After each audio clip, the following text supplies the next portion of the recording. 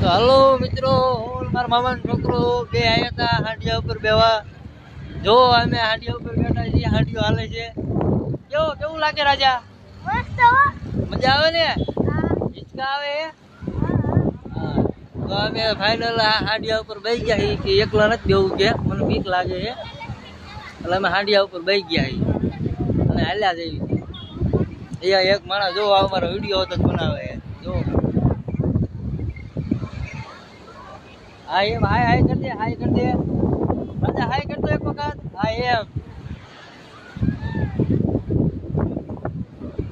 ભટકેશ્વર મહાદેવની કઈક મોજ કઈક અલગ હોય. જોવો તમે જોઈ શકો, પાછળ શિવલિંગ પણ દેખાય છે. જોવો